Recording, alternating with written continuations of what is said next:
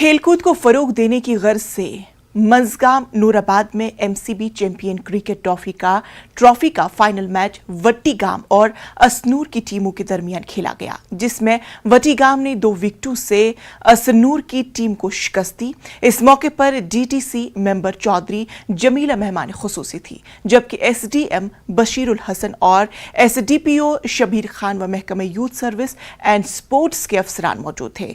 मेहमानों ने इलाके में खेलकूद को मजीद फरोग देने और नौजवानों को बुरे आदत से बाज रखने पर जोर दिया।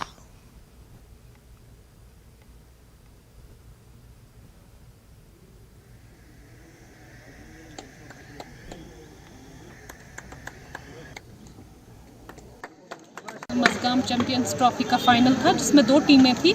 एक तो हमारी वट्टीगाम वॉरियर्स थी, दूसरी असनूर वॉरियर्स थी। तो बड़ा अच्छा उन्होंने खेला, बड़ा अच्छा रोल प्ले किया। तो देख के बड़ा अच्छा लगता है, हमारे नौजवानों में, हमारे प्लेयर्स में इतना जज्बा है खेल कूद को लेकर। तो मेरी नौजवानों से यही मैसेज है, स्पोर्ट्स एक्टिविटीज़ में पार्टिसिपेट किया करें।